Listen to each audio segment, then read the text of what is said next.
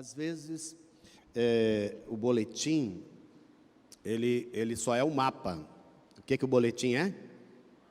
É um mapa. Mas o GPS é o Espírito Santo, amém? E às vezes nós estamos no boletim e o GPS nos leva por outros caminhos aqui, né? E às vezes o Espírito Santo também te leva por alguns caminhos um pouco diferentes desses que estão no boletim. E aí você deve estar com uma caneta, né? Algo para quê? Para você anotar, né? Anotar o que o GPS está falando com você. Estão comigo, sim ou não? Amém? Então você deve anotar. E hoje nós queremos compartilhar com muita alegria, mas com muita alegria mesmo, falarmos da ceia do Senhor, né, como essa festa da graça, esse banquete da graça. A ceia do Senhor, ela é esse ponto, não só alto, né, ela é o ponto altíssimo das nossas vidas, né, ele é o ponto altíssimo da vida da igreja. Então é muito precioso você compreender um pouco mais.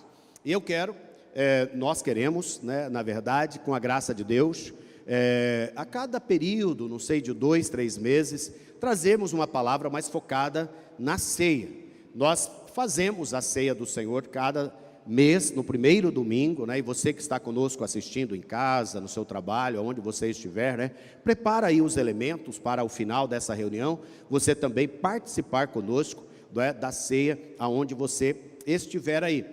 E às vezes a ceia, né, ela fica ali como uma parte do culto, e não é errado isso, ela é parte do nosso culto. Na igreja primitiva, a ceia era todos os domingos, todas as semanas, partiam o pão. De passar dos anos, na verdade, dos milênios, a igreja, né, está fazendo todos os meses. E Coríntios, Paulo escrevendo aos Coríntios, 1 Coríntios 11, 23 a 26, ele traz uma palavra, né, muito esclarecedora, abençoadora sobre a ceia. Ele diz assim: porque eu recebi do Senhor o que também lhes entreguei. O que ele recebeu do Senhor? Então ele recebeu do Senhor o ensino, né, a dinâmica, o processo da ceia. A ceia, nós chamamos a ceia do Senhor, não é? A ceia do Senhor, porque ela não é necessariamente uma ceia sua, uma ceia minha, mas é uma ceia do Senhor conosco. Nós temos esse texto de Apocalipse, capítulo 3, verso 20, quando ele diz, né, eis que eu estou à porta e bato, se alguém abrir a porta, eu entrarei, cearei com ele e ele comigo. Então, na verdade, essa ceia é a ceia do Senhor, é Ele que ofereceu, é Ele que nos dá, não é? É Ele que vem, né? Ele está, Ele que mandou preparar, Ele que pediu para preparar. Por que isso é importante? Porque a ceia, ela não é algo simplesmente um ritual nosso, ela não é algo que você e eu fazemos ou fizemos ou projetamos. Não, ela é a ceia ela é a ceia de quem, irmãos? Do Senhor. É Ele que nos convida, é Ele que nos chama. Me lembro de uma velha canção, né, da minha infância, que nós cantávamos na igreja, basicamente, todos os cultos de ceia. Ela dizia assim: vem cear, o mestre chama, vem cear. Hoje mesmo tu te podes saciar. Poucos pães multiplicou, água em vinho transformou. Vem cear, o mestre chama, vem cear. Então, quando eu venho para a ceia, quando eu me disponho a cear, eu estou atendendo ao quê? Eu estou atendendo a um convite de Jesus, a um convite do mestre, ao convite do Senhor. Por isso que nós, como igreja, valorizamos muito a ceia. Valorizamos por quê? Porque esse é o momento que o Senhor separou para estar conosco de uma maneira mais íntima, de maneira mais próxima a nós, não é? De maneira poderosa, porque quando eu pego o pão simboliza seu corpo. Quando eu pego aqui o cálice simboliza seu sangue. Eu estou tendo um relacionamento, não é, de profunda significância, significância, e eficácia. É um momento em que eu estou me relacionando de maneira profunda com o Senhor Jesus. E é um chamado dele, é uma festa. Amém? Você está sendo chamado para a festa, glória a Deus? Você está sendo chamado por o Senhor. Vem cear, o mestre chama, vem cear. E ele fala o seguinte: olha, assim como eu participei, eu recebi dessa festa, eu também estou entregando que o Senhor Jesus, na noite em que foi traído, pegou um pão e tendo dado graças. Por que nós estamos chamando a festa da graça, o banquete da graça? É porque o próprio Senhor Jesus, ele entendia que havia graça nisto. Na verdade, a nova aliança estava sendo selada. A nova aliança estava sendo instituída através do seu sangue, através da sua morte, não é? Ele está ali naquele dia, né, selando, e ele neste momento, o que ele faz? Ele dá graças. Nós estamos aqui graças a Deus, amém? Nós estamos aqui graças a Jesus, aleluias. Nós estamos aqui graças ao perdão que nós recebemos da parte de Deus em Cristo Jesus, aleluias. Nós estamos aqui por pura graça, favor imerecido, nenhum de nós merecíamos, todos nós estamos longe, todos nós andávamos pelos nossos próprios caminhos, pensamentos e vontades, mas o Senhor fez convergir em Cristo Jesus, para que eu e você pudéssemos ser salvos. E tendo dado graças, o partiu e disse: isto é o meu corpo, que é dado por vocês, façam isto em memória de mim. Do mesmo modo, depois da ceia, pegou também o cálice, dizendo: este cálice é a nova aliança no meu sangue. É a nova aliança no meu sangue. Façam isso todas as vezes que o beberem, em memória de mim. Porque todas as vezes que comerem este pão e beberem do cálice, vocês anunciam a morte do Senhor, até que Ele venha. Vamos compartilhar de 3 ou 4 momentos especiais aqui desse ensino de Paulo. O primeiro dele é que a ceia nos leva a olhar para o passado. Por 3 vezes nesse texto ele cita a seguinte palavra. A primeira por 2 vezes é em memória de mim. Em memória de mim. E a terceira, até que o Senhor venha. Até que o Senhor venha. Nós estamos aqui olhando para trás. Nós estamos aqui olhando para aquilo que o Senhor fez. A maneira de nós olharmos para a ceia é sempre lembrarmos, é sempre observarmos que houve um dia que o Senhor Jesus nos alcançou. Houve um dia que a graça de Deus veio sobre nós. E isso é muito precioso, muito importante para nós não nos perdermos neste mundo, porque este mundo, ele tem muitos sofismas, né? Ele tem muitas mentiras. Esse mundo está tomado. Nós temos pelo menos aí uns 4 ou 5 ismos que nós chamamos que são terríveis, é ou não é? Racionalismo. O que é o racionalismo? É uma vida só pela razão, racionalmente, razão, aonde a fé, aonde qualquer crença é completamente banida, não é? Nós temos aí o hedonismo. O hedonismo é o prazer a qualquer custo, e de maneira egoísta nós somos lançados ao prazer. Então nós só queremos ter prazer, e não importa o que o outro viva, receba. Não há nenhuma preocupação com a família, não há nenhuma preocupação com ninguém. O que manda é o meu prazer. O que importa é que eu tenha prazer, e eu vivo única e exclusivamente pelo prazer. Hedonismo. Nós temos aí o individualismo, é outra forma. Tudo hoje coopera para o individualismo, para nós vivermos sozinhos, para nós não repartirmos, para nós não exercermos nenhum tipo de generosidade. Basta você olhar ao redor. Basta você olhar ao redor. Na minha infância, as mercearias, os mercados, sabe como que eles vendiam arroz, feijão e todas essas coisas? Quem aqui é da velha guarda? Bastante de nós, né? Como que era lá, Gerson? Era em sacos, lembra aqueles sacos de 60 quilos que ficavam assim, todos abertos? E aí tinha uma caneca grande assim, você pegava, até os irmãos balançando a cabeça, até os cabelinhos brancos aqui que estão comigo, né? Pegava, e aí enchia.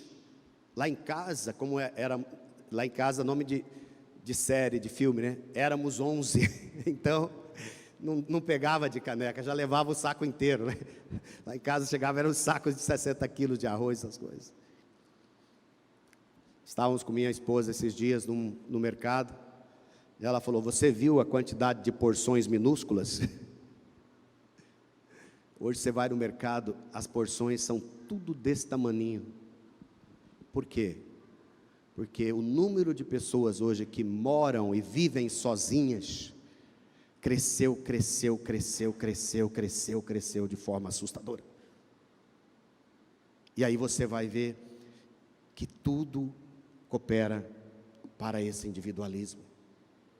Nós estamos lutando contra essas forças. Eu falei só de 3, né? Racionalismo, hedonismo, individualismo. Vou falar de mais uma, que é terrível: relativismo. Não há mais verdade. Por exemplo, nós estamos falando aqui da ceia do Senhor, nós estamos lendo a Bíblia. Estão comigo, sim ou não? Um relativista vai falar, isso aí é relativo, pastor. O senhor está dizendo que isso aí é verdade? Mas tem muitas verdades por aí. Eu tive uma experiência parecida lá no chá do Daime. Ele vai falar, porque para ele tudo é relativo. Para ele tanto faz, se ele está na igreja, se ele está no Daime, se ele está em qualquer lugar. O relativismo, não existe mais verdade, a verdade é aquela que é para você. Você faz a sua verdade. Você acredita na sua verdade. Não existe mais nenhuma base, não existe mais nenhuma base para nada. Então nós estamos hoje nessa luta contra esses valores, e esses valores estão sendo derramados todos os dias em nós, através da cultura deste mundo. A palavra cultura, ela vem da raiz de qual palavra? Culto. A palavra culto é dessa palavra que vem a palavra cultura. E nós, às vezes, estamos dentro dessa cultura e não percebemos que ela é uma cultura de culto. E ela está nos levando a cultuar o quê? Exatamente esses valores, esses ídolos que tomam conta ao nosso redor. Mas nessa manhã, nós estamos aqui para sermos cristocêntricos, amém? Diga comigo, cristocêntrico, teocêntricos, palavra-cêntrico. Não conseguiu falar? Vamos falar, palavra-cêntrico. Hoje é um dia que o Senhor está nos chamando para nos posicionar na palavra de Jesus. Posicionarmos na palavra de Jesus. E esta é a palavra da nossa aliança. E eu quero dizer para você que quando eu olho para o passado, eu olho para a ceia, e quando eu chego lá, essa palavra do passado, ela vem para hoje e ela não muda. Ela não muda. A Bíblia diz que passarão os céus e a terra, mas a minha palavra não há de passar. E aí você vai lá na Páscoa, Êxodo 12, 11 a 14.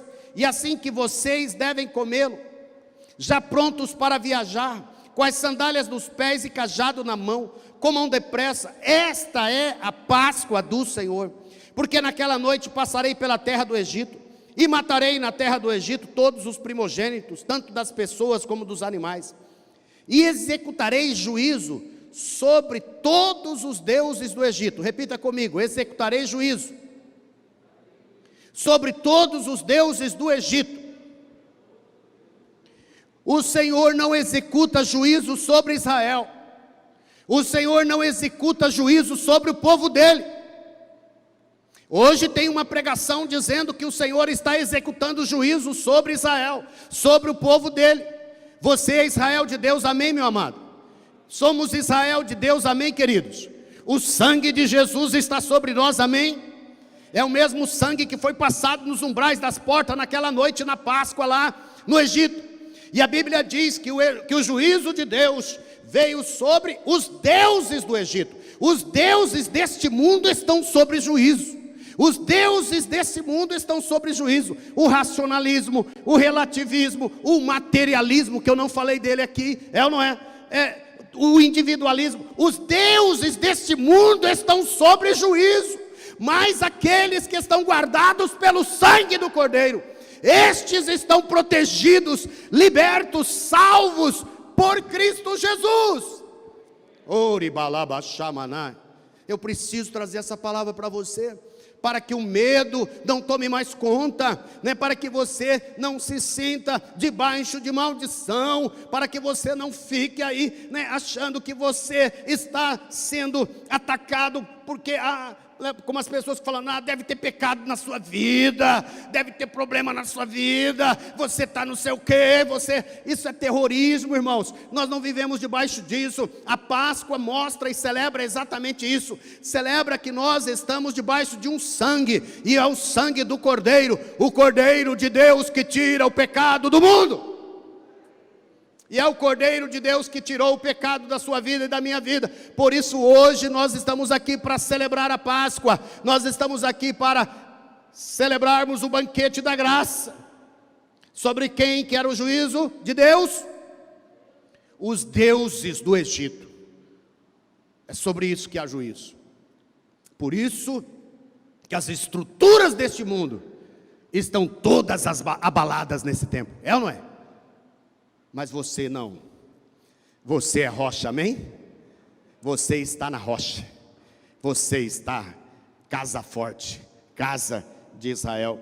E ele diz o seguinte: eu sou o Senhor, o sangue será um sinal para indicar as casas em que vocês se encontram. Diga comigo: eu estou lavada, eu estou coberto pelo sangue de Jesus. Rebalabachaya, o sangue da nova aliança. E quando eu vir o sangue, passarei por vocês, e não haverá entre vocês praga destruidora. Não haverá entre vocês praga destruidora. Aleluia.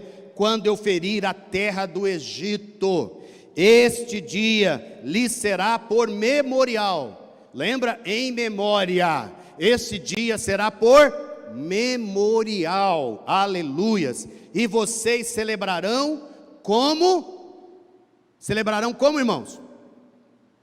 Como festa ao Senhor. Recancharabalabachaya. Diga para o seu irmão aí, para a sua irmã, vamos lá. Hoje é dia de festa, irmão. Hoje é dia de festa, irmã. Hoje é dia de festa, Israel de Deus. Hoje é dia de festa. Ele falou: olha, vocês, né, parece até estranho, né, irmãos? Parece contraditório. Lá fora é morte, é choro, é tristeza, é dor, é angústia, é todo o negócio lá fora, sim ou não? Mas ele está dizendo: aí dentro da sua casa é festa, tá bom, meu querido? Aí dentro aí é festa. Aí é tempo de você celebrar. Aí é tempo de você fazer festa. Faça festa, irmãos. Hoje é tempo de nós fazermos festa.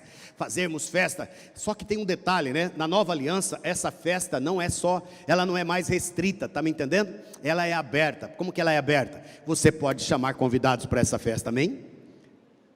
Diga comigo: eu posso convidar pessoas para essa festa. Quem sabe você está aqui, é um convidado nosso pela primeira, segunda vez. Louvado seja Deus, louvado seja o nome do Senhor por você. Você foi convidado para a festa. A festa é aberta. É aberta. O único passaporte para essa festa tem um nome. Qual é? Jesus. O sangue de Jesus.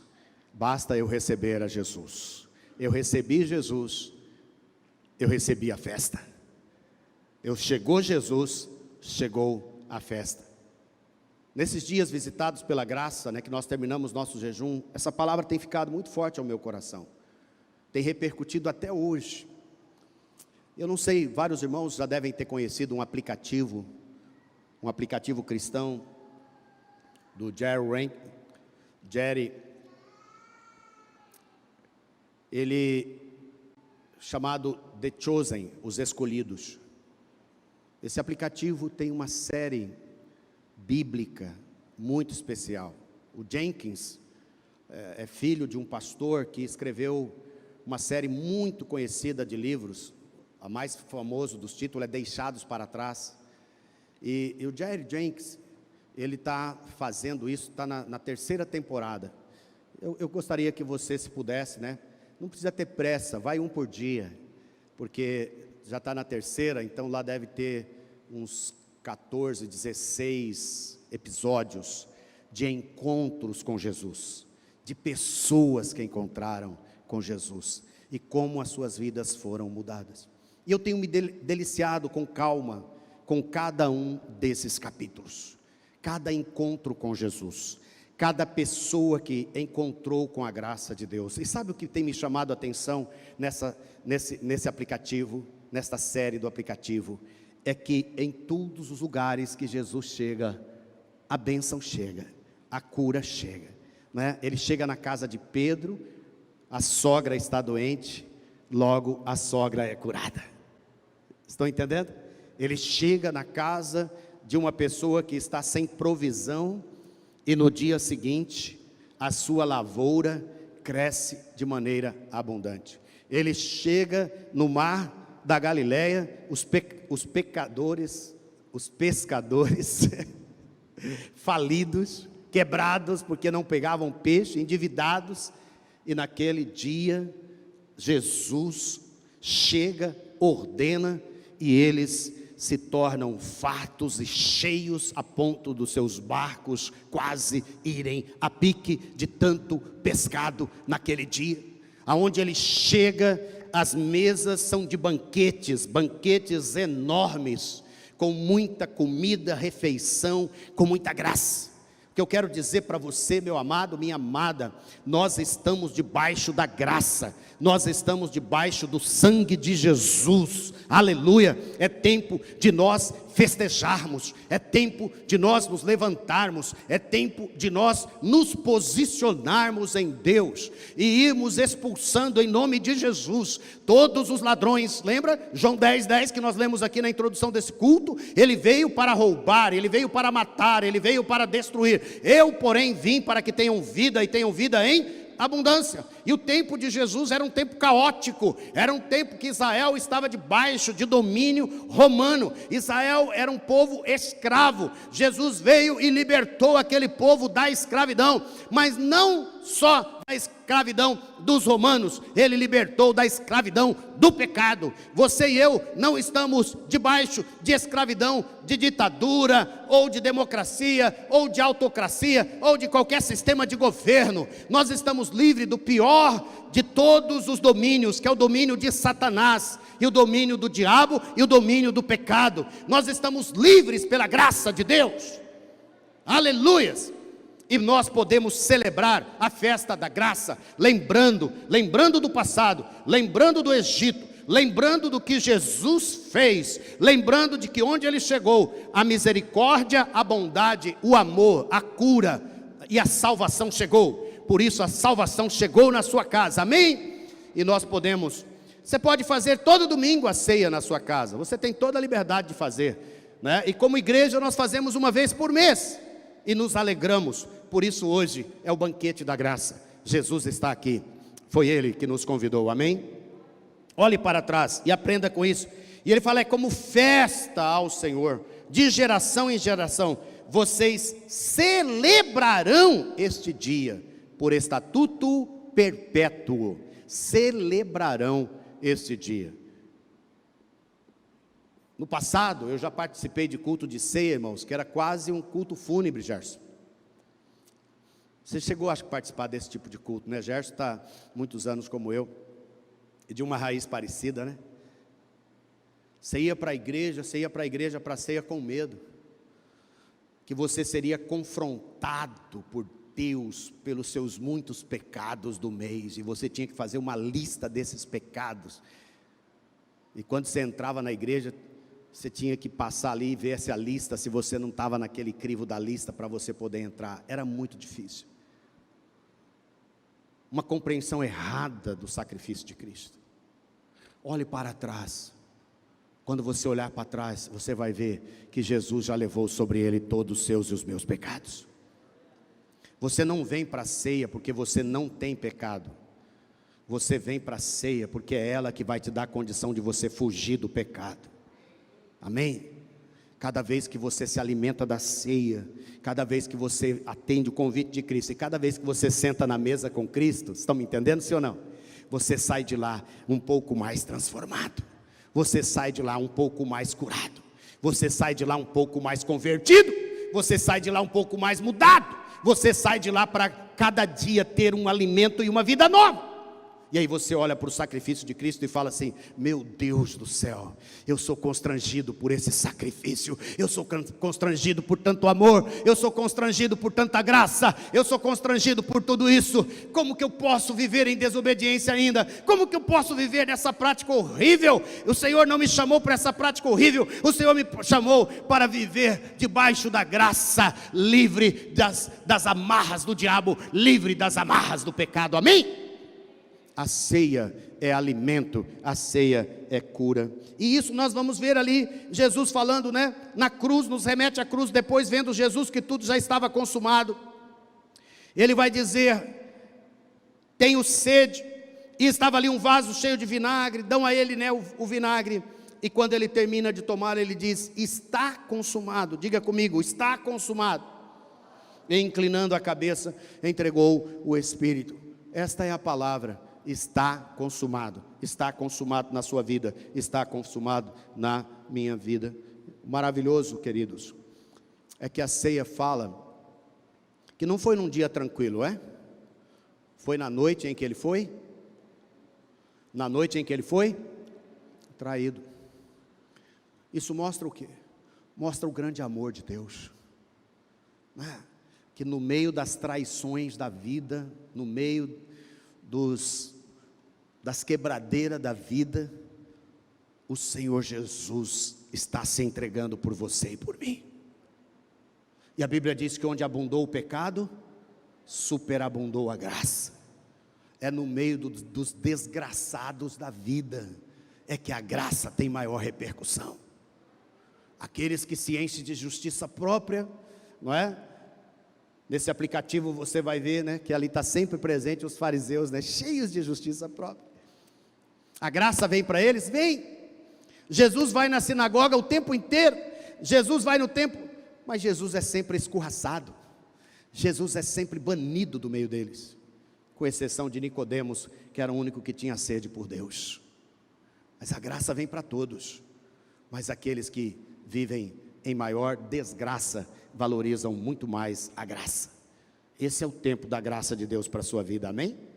Esse é um tempo que tudo está consumado, e Ele mostra seu grande amor, e Ele foi até a morte de cruz. E João 10:18, Ele traz uma palavra dizendo: ninguém tira a minha vida, pelo contrário, eu espontaneamente a dou.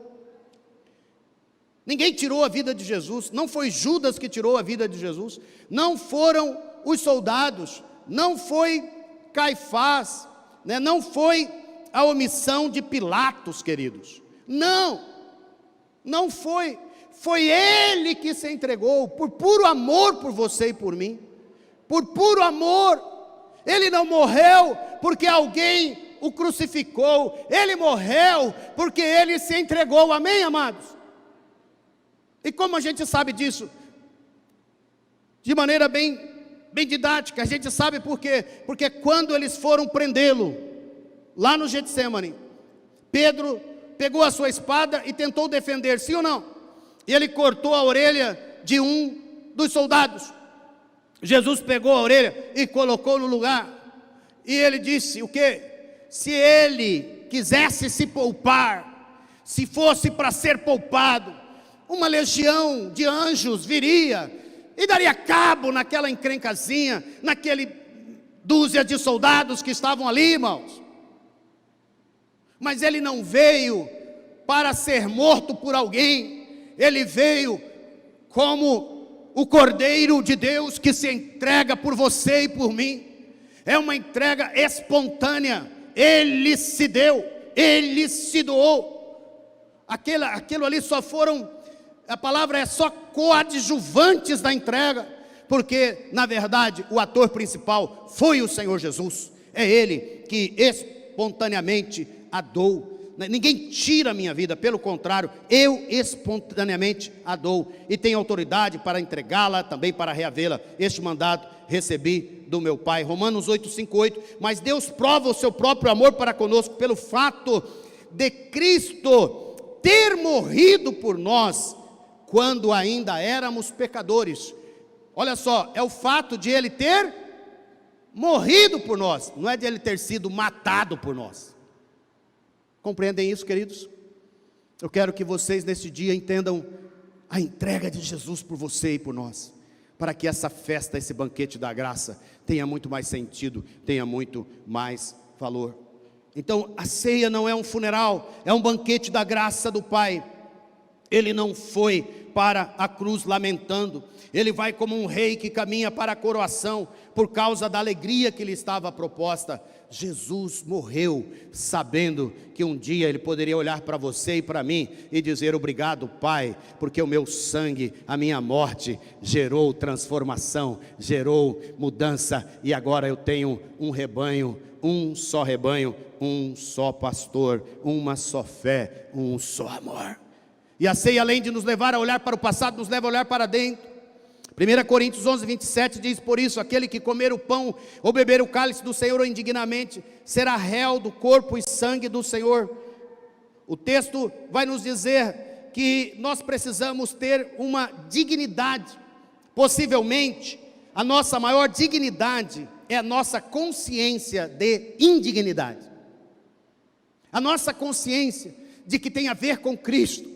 O Senhor tem me chamado esses dias, tem nos chamado esses dias, irmãos, para levantar a Cristo, assim como Moisés levantou a serpente no deserto, para que todos aqueles que olhassem para ela fossem libertos da morte. O Senhor Deus disse: assim também o Filho do Homem foi levantado, para que todo aquele que olhar para ele seja curado e seja salvo.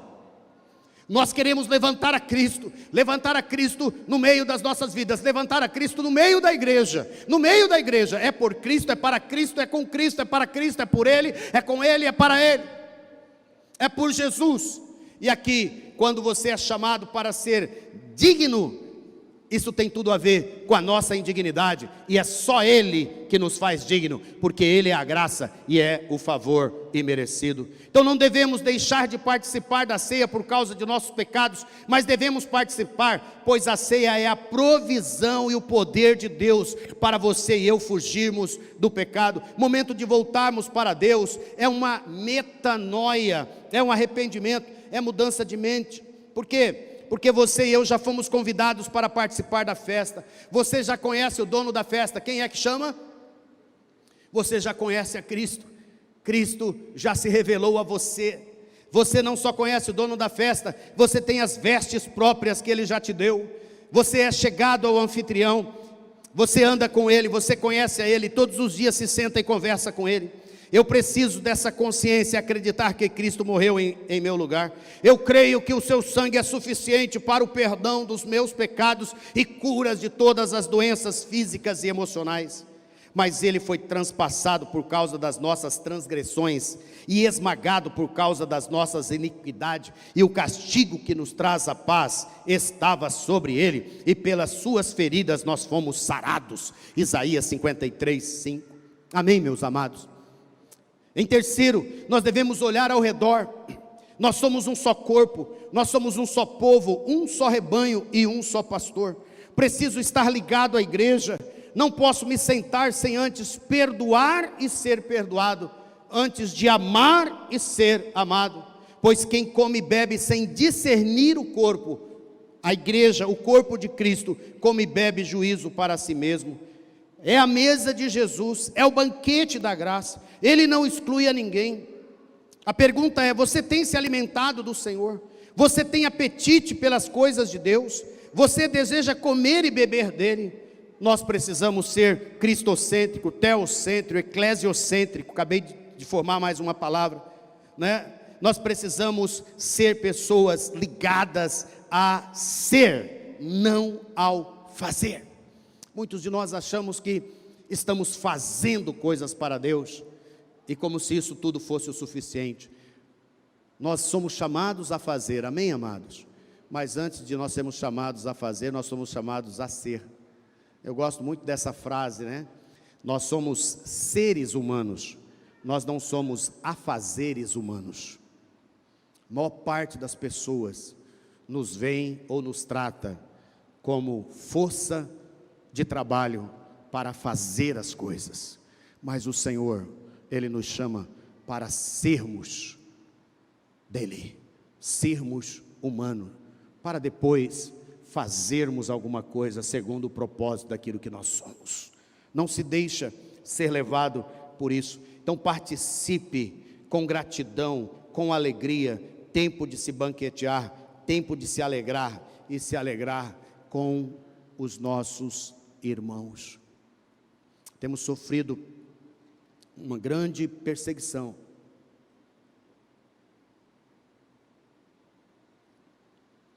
Qual que é a perseguição?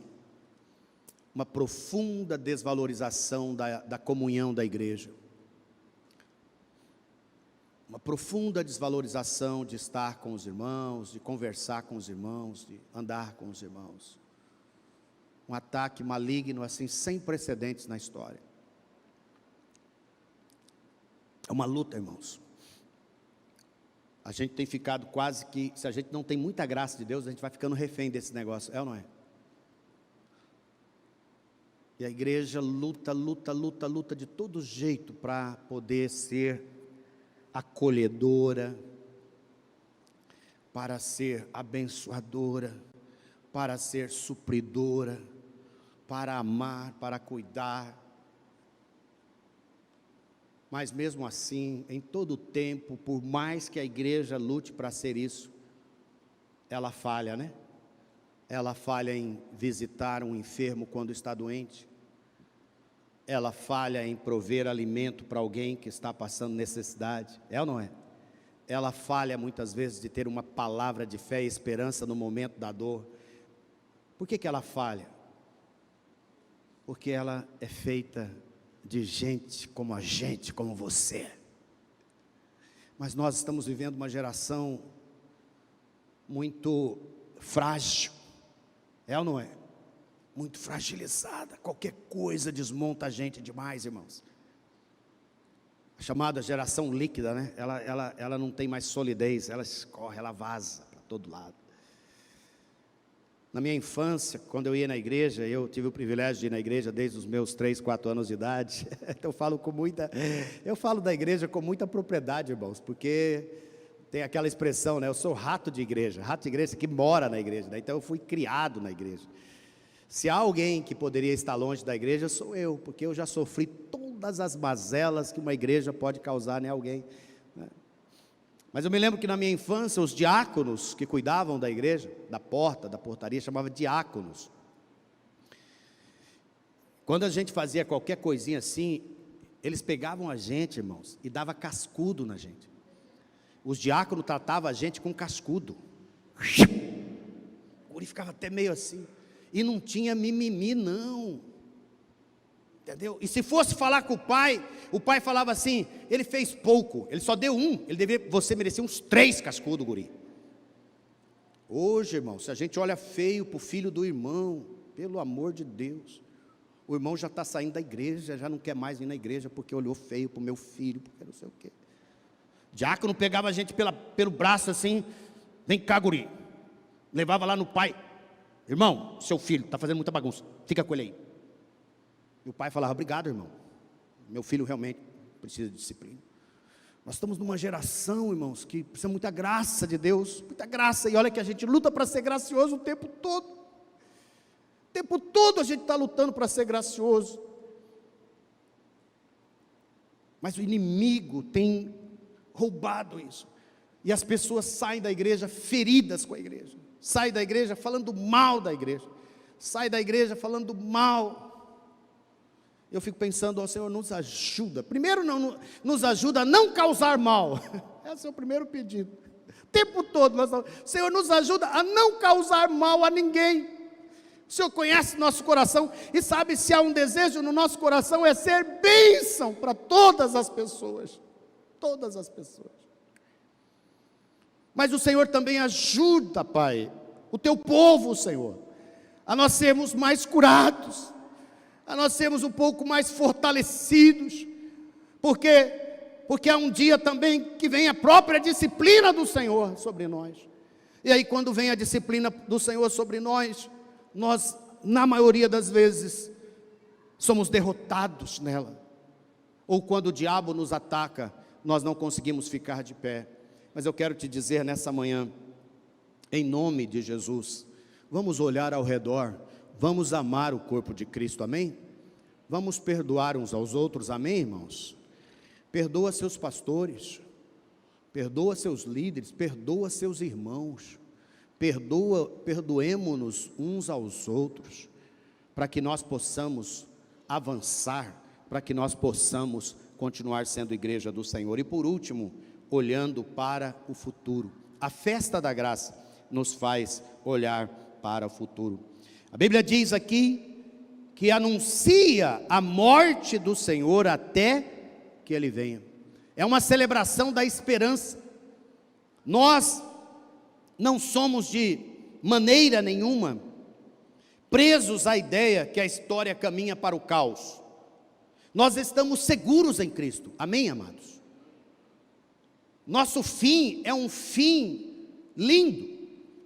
O nosso romance sagrado vai terminar num lindo casamento de bodas do Cordeiro para viver eternamente com o noivo. Estão comigo, irmãos? Não é uma tragédia e nem um drama, é um fim precioso, de uma esperança certa. E todas as vezes que nós ceamos como hoje, nós lembramos disso, lembramos da esperança eterna que nós temos.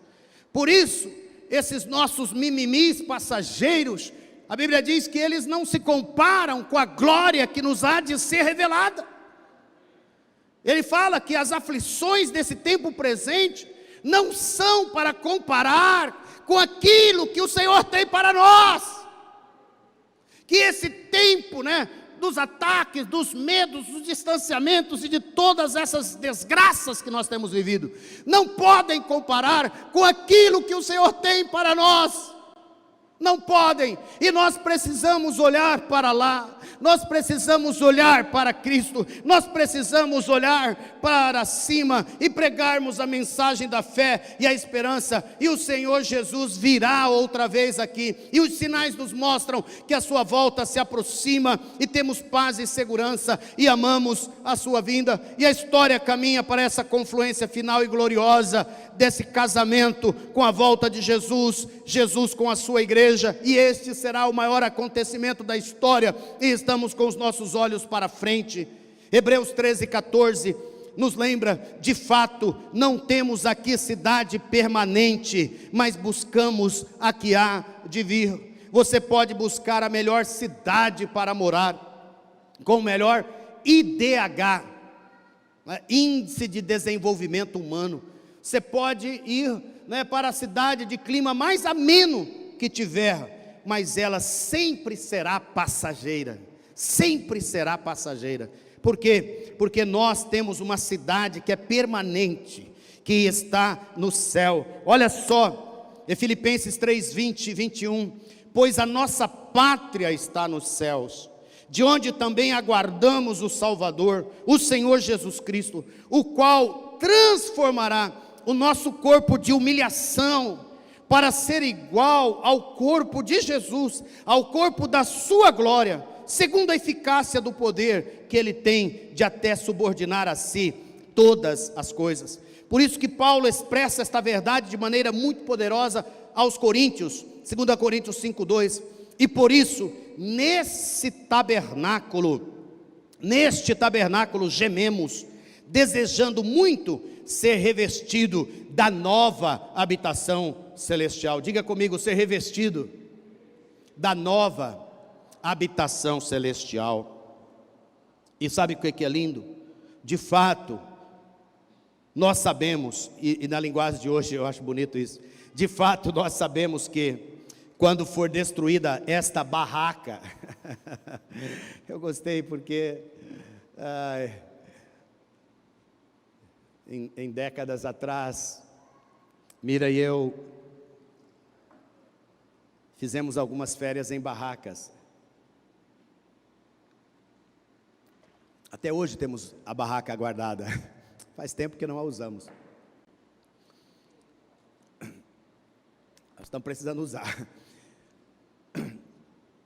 A gente está mudando de barraca para rancho, para casa, para... Eu me lembro uma vez que Mira e eu acampamos no Pantanal.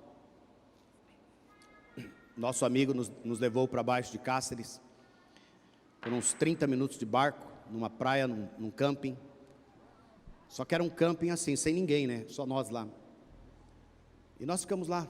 Lá pelo terceiro, quarto dia, veio uma tempestade de vento e chuva, como fazia muitos anos que eu não via. E pegou a gente à noite, pela madrugada. E aquela tempestade vinha assim, e tinha um canal na mata, assim, que chegava no acampamento, e ela vinha por aquele canal. E a barraca deitava para lá e para cá. E a água foi tomando conta da barraca. Aí eu fiquei pensando na casa bem construída. Fiquei pensando que a gente poderia estar num lugar muito mais abrigado. Acabou. Nossas férias eram para terminar 2 dias depois. Acabou ali. Tive que chamar o amigo, carregar as coisas e ir embora. Porque barraca é temporário. Barraca é assolada pelo vento. Esse corpo nosso aqui, ó, nós somos a fragilidade da fragilidade. Estão comigo, sim ou não? Amigos queridos, familiares queridos, né? Estão sofrendo, estão morrendo. Não só pela pandemia, continuam morrendo com câncer, né? Perdi um grande amigo agora, novo, com câncer. Câncer destrutivo, levou. Essa barraca está sempre sendo rasgada. Chuva entra dentro, acaba com a festa da gente de vez em quando. É só uma barraca. A nova tradução na linguagem de hoje está muito certa. Quando ela fala assim: quando for destruída essa barraca em que vivemos, que é o nosso corpo aqui na terra, Deus nos dará, para morarmos nela, uma casa no céu. Diga comigo: uma casa no céu. Uma casa no céu. Essa casa, ela é incorruptível. Ela é imortal. Ela é indestrutível. A ceia do Senhor é um convite para olhar para frente. É um convite para olhar para a eternidade e fechar um pouco dos olhos para essa casa feita por mãos humanas. E ele diz: foi Deus quem a fez, não foram feitas por mãos humanas, e ela durará para sempre, para sempre. Não nos apeguemos a essa barraca, desapeguemos dela, e vamos olhar para frente, e vamos olhar para Jesus, e vamos olhar para que muitos desses irmãos que morreram e continuam morrendo e vão continuar morrendo, nós vamos morrer, eu vou morrer, você vai morrer, seja por esta ou outra doença, e continuamos morrendo milhões e milhões todos os dias. Quando eu morrer, simplesmente eu vou ter alegria, eu vou ter paz, eu vou ter alegria, porque agora aquilo que é corruptível estará se revestindo da incorruptibilidade, aquilo que é mortal está se revestindo da imortalidade, aquilo que é temporal está se revestindo da eternidade, e eu agora tenho a possibilidade de viver para sempre com o Senhor. Não desprezamos a vida, irmãos, de jeito nenhum. Não somos pessoas que não têm dignidade e valor pela vida, de forma nenhuma. Temos sim. Somos pelo cuidado com o corpo, como templo do Espírito, como habitação ainda nesse tempo de Jesus, do Espírito e da graça de Deus. Devemos ter muito carinho por Ele, mas não devemos ser idólatras com Ele. Não devemos ser pessoas que se apegam a Ele como se Ele fosse toda a vida, e se apegam às coisas dessa cidade, porque Ele está falando de duas coisas aqui. Ele está falando da cidade e está falando da casa. Estão comigo, sim ou não? Ele está falando do mundo em que nós vivemos e daquilo que nós somos por dentro. Todas elas são temporais, passageiras, e vão se destruir, e vai se acabar. Mas a festa da graça está nos dizendo: tenham esperança, porque há uma cidade nos céus. Há um lugar para nós estarmos para sempre com o Senhor. Se alegre pela vida, se alegre pela morte. Você pode estar achando estranho o que eu estou te falando. Se alegre pela vida e se alegre pela morte, porque a morte é só uma passagem. Nós estamos indo para a cidade santa, para a cidade santa, para a morada eterna com o Senhor. Mas enquanto estamos aqui, celebremos a vida e a vida em abundância que o Senhor tem para nós. Amém? Vamos ficar de pé, vamos celebrar, vamos abençoar e vamos ser abençoados.